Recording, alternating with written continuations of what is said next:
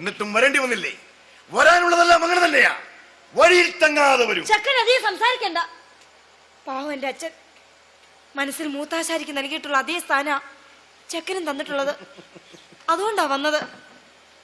അതെല്ലാം തെറ്റായിരുന്നു എന്നറിഞ്ഞാൽ ആ പാവത്തിന് അതൊരു വലിയ നടുക്കമാവും. എന്താ, ഞാൻ തിരിച്ചു പോണോന്നാണോ? കാര്യം മനസ്സിലാക്കിയ സ്ഥിതിക്ക് ഇനി ഞാൻ ഒന്നും പറയുന്നില്ല. നീ വന്നത് ആരോടുമുള്ള കടപ്പാട് ഓർത്തിട്ടല്ല, ഉള്ളിലെ മോഹം കൊണ്ട് തന്നെയാ. ആദ്യം ഒന്ന് എതിർത്തെങ്കിലും ഇഷ്ടമാണ് ചമ്പകത്തിന് ഈ കണ്ടൻ വിശ്വകർമ്മന്റെ സ്പർശം. ഇനി നീനെ തൊട്ടാ കണ്ണൻ വിശ്വകർമ്മന് വൃത്തികേട് മുഴുവൻ മാറും ഞാൻ വിളിച്ചു പറയും. നിൽക്ക്.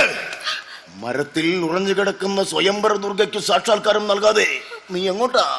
മാലോകരോട് സത്യങ്ങൾ വിളിച്ചു പറയാനോ?